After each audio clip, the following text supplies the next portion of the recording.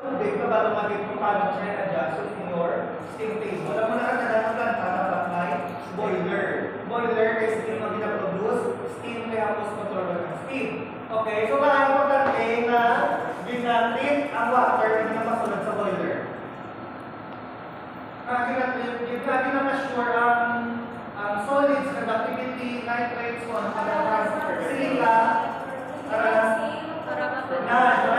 kaya ang boiler sa planta, isa lang na, or isa dua. The moment mag-corrode na sa balda ang planta, pero kung planta shutdown, hindi maganda. So the only way na mag-corrode na sa is if ang tubig na nagsulod na, wala akong nakabit mayo, taas silica, taas hardness. So mga hindi na masulod si STM at si engineering. So sabi mo, brand nila, kung nagkapo, yung delivery ako ng istoryahan kami. Kung taas ang pH, ginapablow down ng boiler, hanggang unahin ng sa sinasasigan. Pero gawa mo na siya, ang point ko, na akin na natin ang water na nasunod sa boiler. Pero sa water treatment na discuss, ang wastewater yan, para sa wastewater sa planta, ang mga hipok na tubig. So, lainay sila pag-treat. No? Imagine mo na ang treatment sa water, para sa boiler water, will depend kung dihalin ng tubig. Notice, no, ang mga planta sa Negros, either lapit sa baybay or lapit sa subak. Ang kol, sabihan ng kol, lapit sa ang kol sa kubo. Lapit siya sa baybay. Ang Hawaiian, lapit sa subak. Ang first farmers, lapit sa subak. Ang BMC, lapit sa subak. Ang San Carlos, lapit sa baybay. Ang mga farmer, ang consideration pag-design ng planta, diin ko sa ibutan. Ang design ng planta, ibutan mo siya dapat either sa first, lapit sa baybay, or kung hindi lapit sa baybay, lapit sa subak. Ano ang rason? Nakalapit sa baybay? Oo, nakalapit sa baybay. Hindi. Ang common resource mo baybay, ang kapit, no?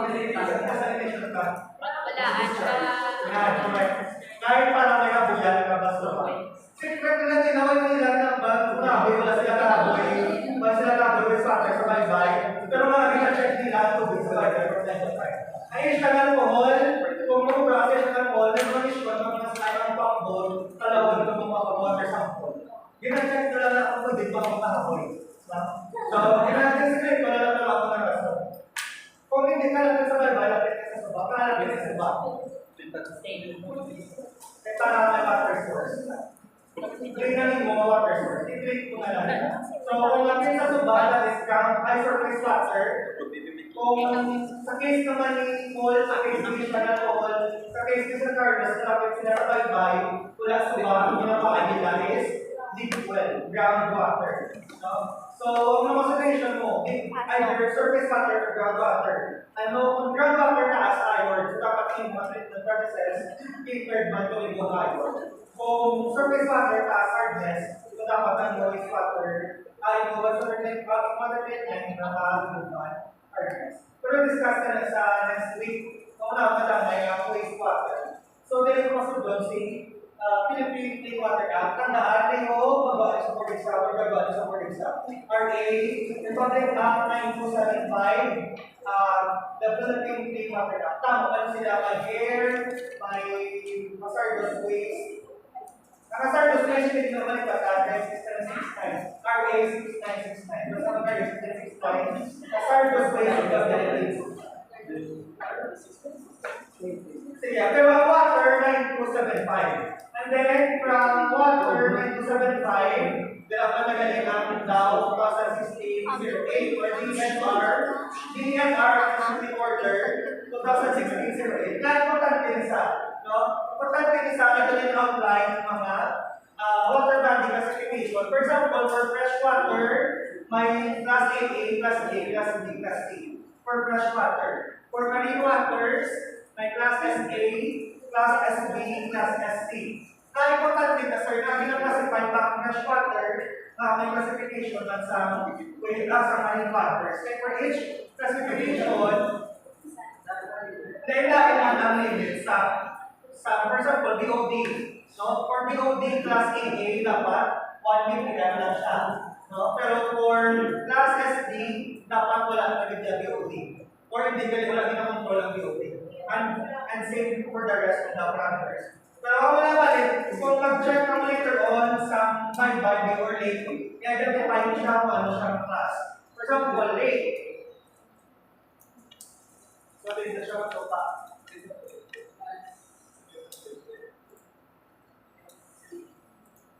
So, either,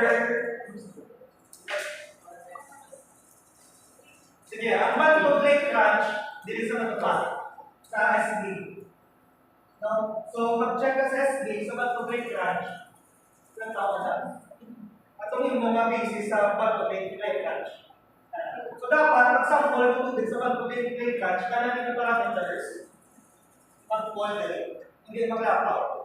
So, doon muna ako makausad daw 2068. Wala labot sa una kaya mga significant influence quality parameters. So, importante naman siya, for example, kaya rin naman i-stop kung ano mga industry pero wala akong significant parameter na dapat pinag-test. For example, for sugar, kung milling, importante ka check ang temperature, pH, BOD, total, PSS, at nitrate. Kung retry ka rin naman, wala sila. Pero ang point ko, for example, sa ecogenesis, ikaw mo ang restaurant, so para solid siya today. Hindi magaling. Ang restaurants, so significant parameters ng mga restaurants, dapat kasi ka BOD, PSS, cost and release scan, surfactants.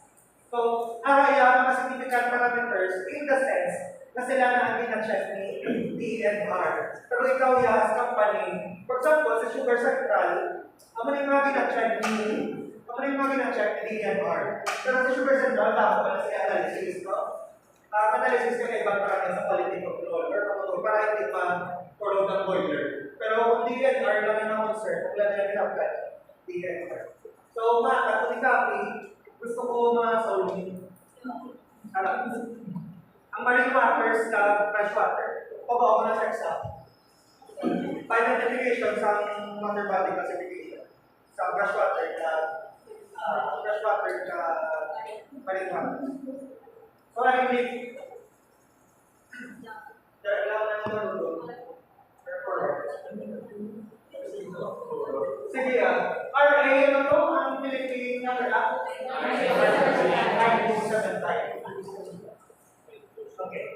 So, there down start sa typical wastewater treatment plant.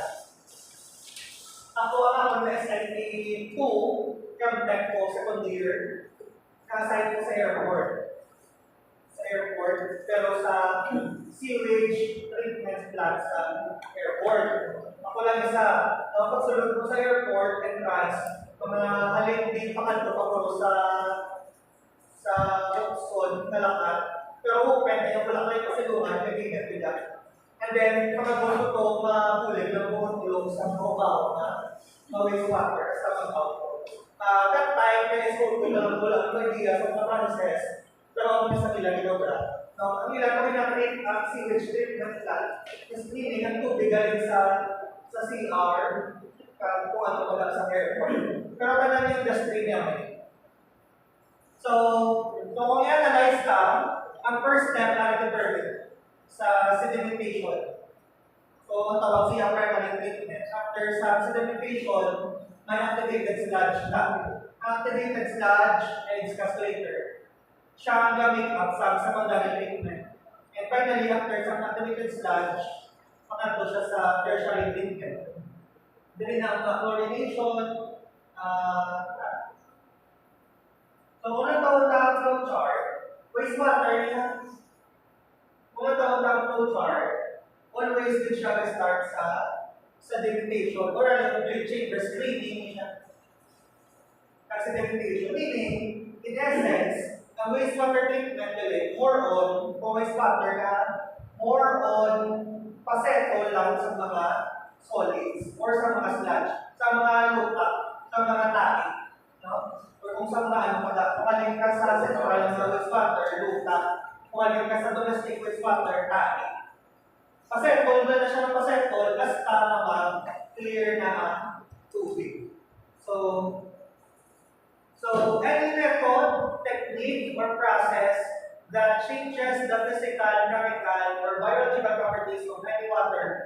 wastewater in a way that neutralizes the waste. Una, kung neutralize na waste, nag-recover siya energy, or from the wastewater, we convert niya into less hazardous, safe to manage, and amenable to recovery ang wastewater. That is wastewater treatment. Ang mga definition sa wastewater treatment, hindi mo matawag wastewater treatment kung wala sa may nasatisfy and hindi sila sa mga naka-highlights.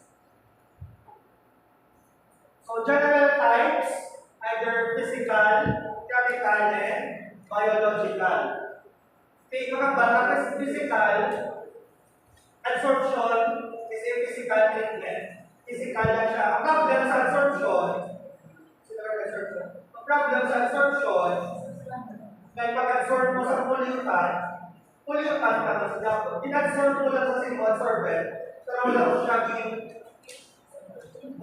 full. For example, oils and grease.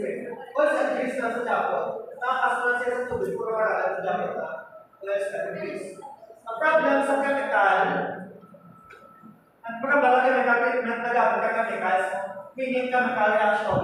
Ang problem sa chemical treatment, kaya pwede nga mag-produce kapag yung mga more hazardous pa din nga chemicals.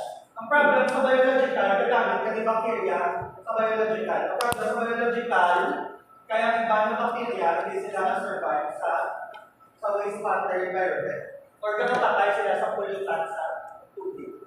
So, ang primary, secondary, and tertiary, ito siya primary, secondary, and tertiary. Sige, isa-sound lang primary, secondary, and tertiary. Primary treatment, a large percentage of the suspended solids and inorganic material is removed from the sewage. So, meaning, dili lang remove ang mga lutak ng bato, ang sludge, ang suspended solids. Ang puso negro is an example of a settling tank. Ang lower term ng puso negro ay, di ba may tubig na siya? No? Ang may lutak, taing. So over time, kasi ito, nagpapanaw na lutak na taing. Ito yung sa babaw, water nila. And then for secondary treatment, dali ang focus mo naman organic material ng mga agaw-agaw. So kung dali solids yung moving katas sa primary treatment, solids including mga plastic, mga and then lutak, yung kapanahon, dali mga bacteria ang moving na patay sa secondary treatment. So first physical treatment is screening. Okay, so screening na, siya gusto na to, ito gamit ka screen para ang magsulod to sa next mga level, sa next mga tangke, tubig na lang. Makinig talang ng plastic, sa chipping, talang na diaphragm. Ang walang problema lang sa mga tandaan ko sa airport, no? And from time to time, maraming pump, hindi na magago, nila pa, submersible pa.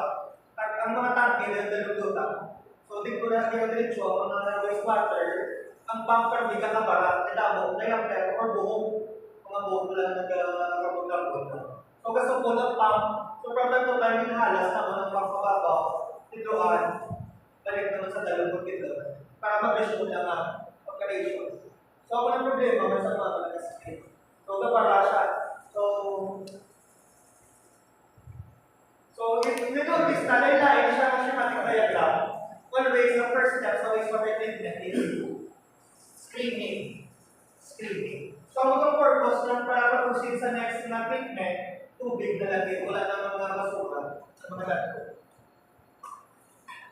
So, we have inclined fixed screen palette. And we also have the rotary drum screen. Pero hindi lang limited sa amin. Ang problema, may sa mga static lang, or mga stationary lang screen. Kaya nakasupport din sila, no? For example, ang inclined fixed screen, kasi hindi siya nakasupport. Once matapunan, naging sa mga plastic, hindi na ito mag-flow ang tubig. So, ang nila, intervention, may mga sila screen na no conveyor. So, escalator, walang screen. So, pero escalator, pero screen sa meaning, pag-trap din sa plastic, masama kasi mababaw. Yung may screen ko sa plastic, may screen sa plastic sa babaw. Tanaw naman dito, mga nagpapag-screen. Tanaw mo lang mga intervention para hindi magkaroon screens. Ang problem lang may mga kinalaan ng energy kung talagang sinisig ang pag-failure na screen. After some screening, sedimentation. So, ang nambang, ang sedimentation, pero kung operates by sedimentation na. So, sedimentation is separation from water by gravitational settling. Pinapasettle mula ng mga suspended particles that are heavier than water.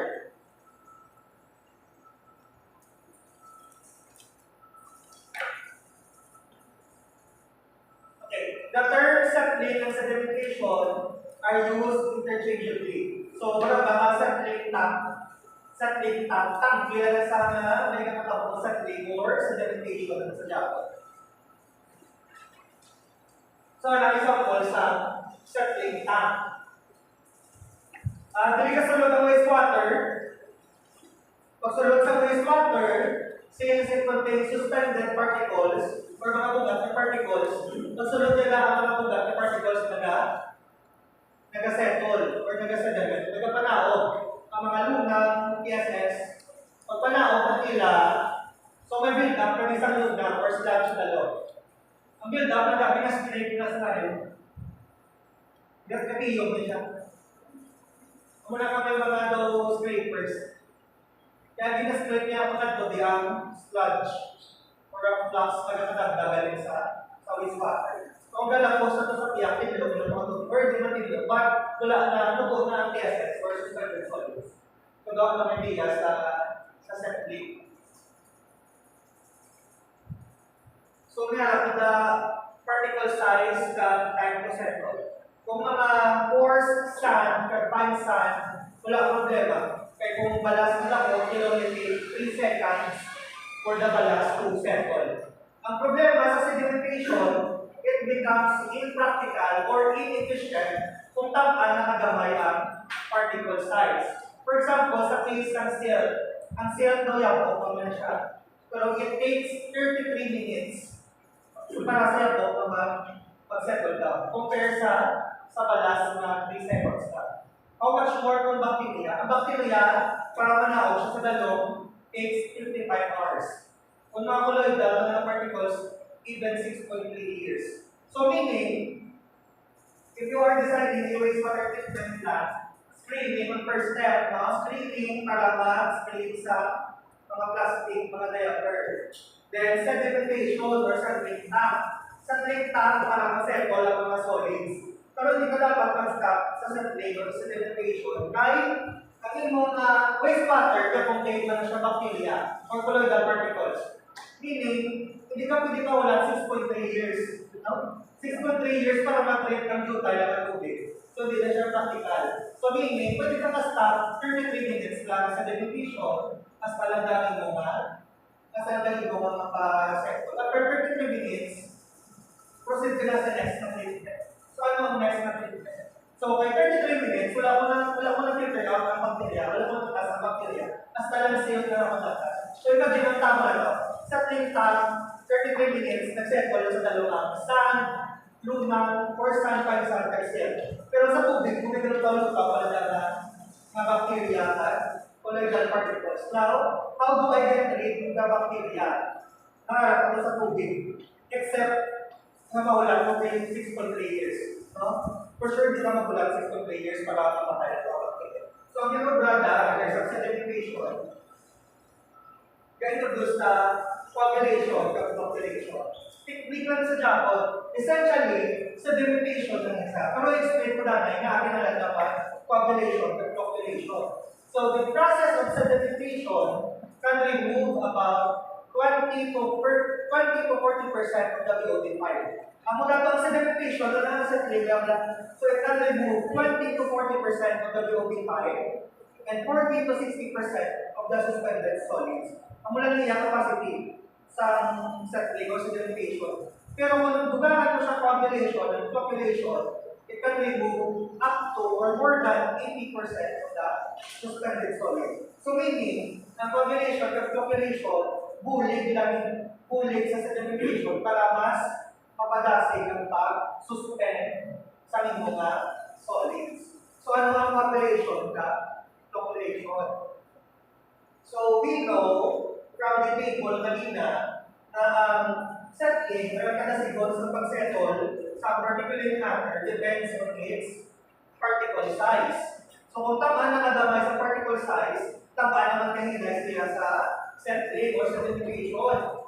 And we know from Stokes' law, kinala mo Stokes' law?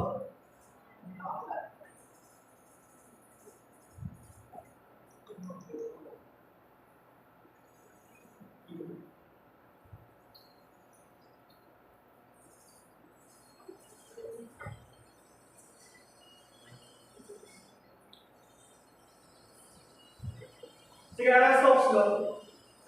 Ang Stokes' law ginagamit din magsuba sa settling or sa derivation. Pero ano kasi mag-settle ng isang particle size. So kung makita, tama yung density sa solid versus density sa fluid.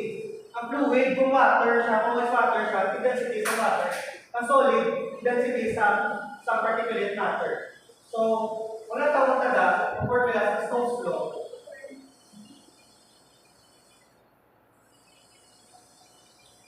So, papadasig pa lang ang pag-increase sa iyang velocity, ang ilang velocity, sa train velocity or terminal velocity. Mapa-increase sa terminal velocity kung first, i-increase ang density sa particle relative to water. So, kung pataason ko siya, ang density niya, in effect, mataas man ang terminal velocity. Terminal velocity is the settling velocity. Or reduce the viscosity of water. Kung pagkamayon ang viscosity sa water, mu, pagkamayon ko yung viscosity, mataas man ang terminal velocity, hindi mataas ko ng terminal velocity. But the problem with density sa particle size, sa particulate matter, constant ni sila. No? Wala di ka nailain ng density sa particulate matter. Ang viscosity, budlay man pa, kung dahil pagkamayon ng viscosity sa water. Ang third option is to increase the effective size of the particle. So, kung pa-increase, if only there is a way para ma-increase ko ang particle size, or radius of the particle. Kung ma-increase ko lang tayo ang radius ng particle, napadasig ko man ang terminal velocity or ang settling velocity. So, ang dual job would likely achieve. No? Pero ang third, tapos ko lang napadako ang radius ng particulate matter. How do I do that? We use coagulant at flocculant. So, ano sila? So, ang coagulant at flocculant, they work by, for example, 33 minutes to nag-settle lang na nag-seal, pero suspended pa ang bacteria ng colloids. So, ang tawag sa coagulant, pag-ugat ng coagulant at flocculant, kailangan itong particulate matter na suspended pa sa tubig, ipuno ng doga, tinapat ng kalikahan. Pag-attract nila with each other, pag-form sila lagfos kung tako nila ang size or radius. Kita po nila ang size, mabukat na sila na naging water. And from there, ma-start na sila pala. So, ano siya nalatabo? Using volume, coagulant at coagulant. So, ano siya? Initially, wala kang coagulant. Pag-add mo coagulant, nagkumpul. Kasi na namin ba, nagtingog sila sa mga ganda ng particulate matter. Pag tingog nila, nabugal sila sa water, so nanakot na sila. So, credit yun, yung amon na may kusal na sa lap, yung kukulat. Tapos nagawa kami water sample sa tandaan sa Biakol. Sa market niya. Nabaka na ito, water sample, ang sigutan na mag-cartosan. Ang manigaw. So, ang manang health sa coagulant or coagulant. Essentially, sa derivation naman sa Japon, pero mas ginamadasin nila because of may mga charges or may mga positive or negative ends na subok ang imong flocculant or coagulant ay ulit sa sila. So, ina-attract nila ang mga particles sa palibot nila. Pag-attract ng mga sila. So, if you're familiar sa mga research na nagagamit, tiso sa balunggay. Mas tinabot sa tubig, tinabot sa tubig. So, tiso sa balunggay as flocculant. Play na yung population, So, wala ng purpose sa ito sa malunggay. Ginatipon niya, ginakupul-kupul niya ang mga particulate matter sa kalikot para mag-buhat, manahon. So, after sa population, okay,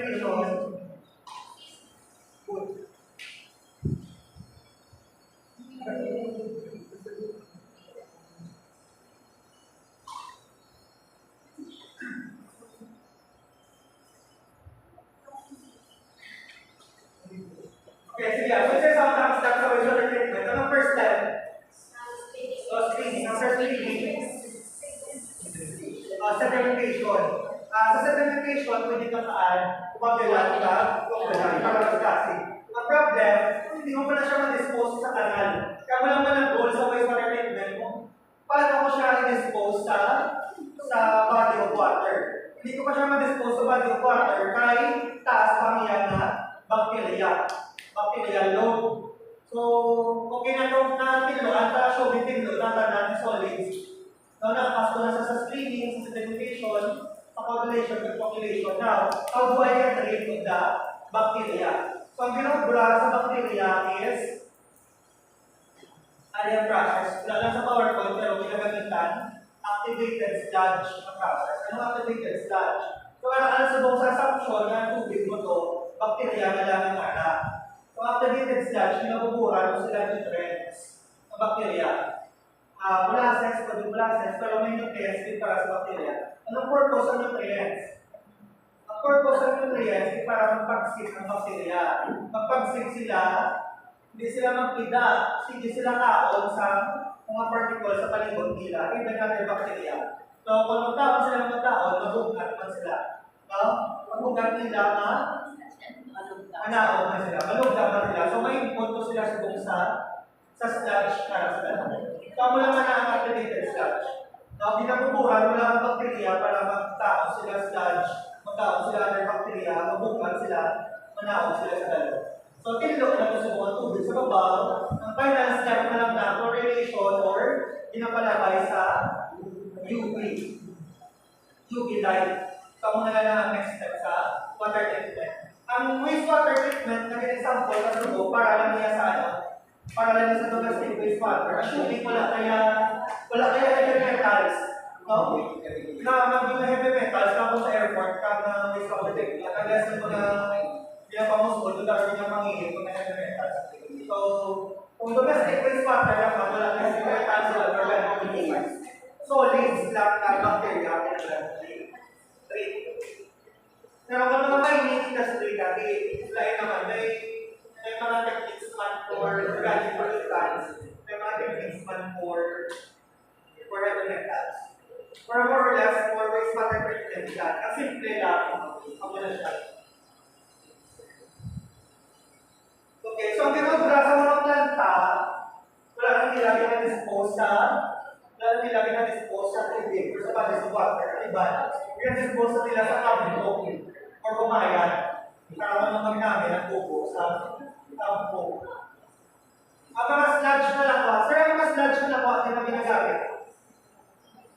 So, dito na sa loob ng mga research na ginagawa, fertilizer, check lang, mo-group na lang storya, para magabili na recycle ng mga sludge.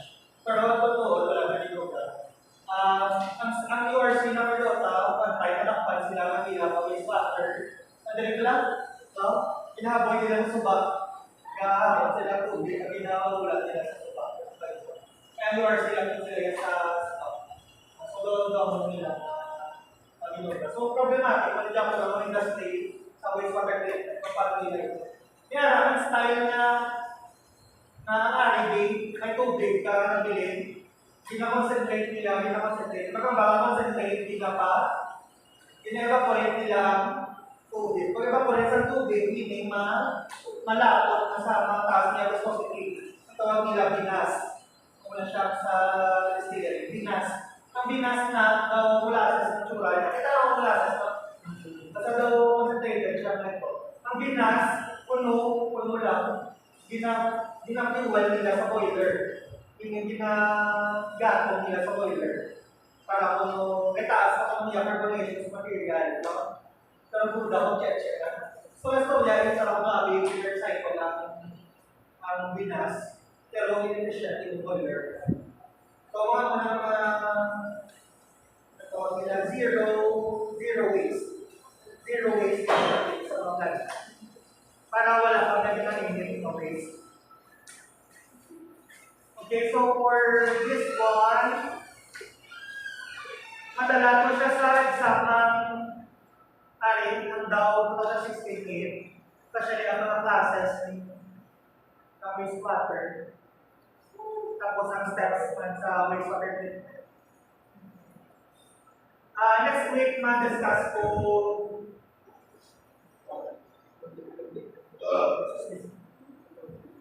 sa water treatment. So, sa water treatment, tingko na ang mga RO, or reverse osmosis. So, wala ko na ng RO, maas ka lang sa correlation, or ka lang sa yung bilang, na wala ka ng reverse osmosis. Ay magbaba ang reverse ang inyong RO, ang RO, ginagamit lang kung ang tubig, gusto mo i-ignore. So, ano yung tubig, gusto mo malang i-avoid sa suba, gusto mo malang i-discharge, or gusto mo malang i-flush sa mga CR, hindi na nilang RO. Meaning, ang RO, ito pinaka-taas ang removal sa solution. Explain ko na later, pero ang RO, ma-dump ang ganun po. Pero for wastewater treatment, idea, laban lang sa delimitation. Pwede ka magamit sa population, by the way, sa activated sludge. Sige, wala kasi kakita planta na may population na sa hindi ka gusto mga planta na may puno. So, swimming pool, pero swimming pool sila wastewater, may aerator na sila. Para ma-explain ko para sa tingin ng hangin, ginagamit. Okay. Sige question sa wastewater treatment. Questions? Sino talaga sila ini? Ang SIT? Kasi gusto sa airport. Galing din, ano ba ba? Wala